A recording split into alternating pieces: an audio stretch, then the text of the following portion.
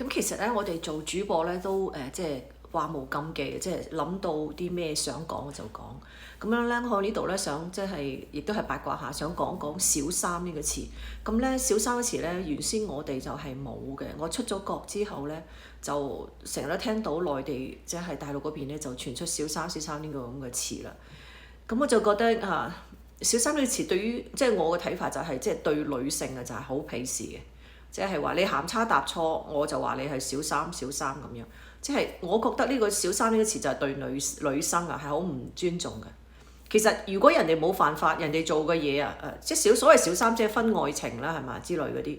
其實如果人哋嗰件事成件事係感情嘅問題係人哋嘅生活，一啲都冇侵犯到你嘅生活，咁關你咩事？點解你要污蔑人哋？即係俾呢個詞俾人哋去大小三，即係因為我就係唔中意嗰啲就係利用某一件事件咧就去貶低女性，話佢即係行為道德規範應該點樣做，女生應該點樣做，點樣做。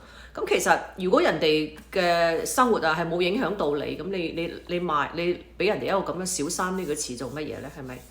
同埋佢又冇違法，如果佢違法，你咪捉佢咯，係咪？點解要用小三呢個詞去貶低女性，即係女性嘅地位，同埋一定要為佢哋嘅行為係去畫一個即係框框。當然我哋框框都要守法啦，但係除此之外，嗰啲咁嘅道德嗰啲咁嘅嘢係咪？你就利用道德嘅大棒咧，就去即係去俾女性係呢個咁嘅小三呢個詞。如果佢嗰啲行為唔係即係你係唔中意，咁你就講係即係佢啲感情生活你唔中意嘅話，你就話人哋係小三。所以呢啲樣嘢咧就即係我覺得，如果大家即係嗰個起點係高一啲，能夠容忍一啲人哋唔同嘅生活方式，又冇侵犯到你嘅利益嘅時候，盡量都唔好侮辱女性咯。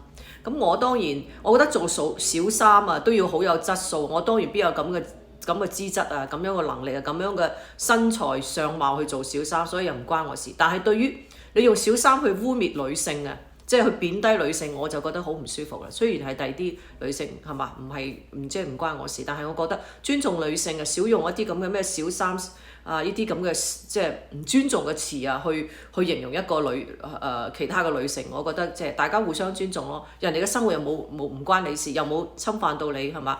真係違法你咪捉佢咯，唔違法你成日話人哋小三鬧人哋做咩啫？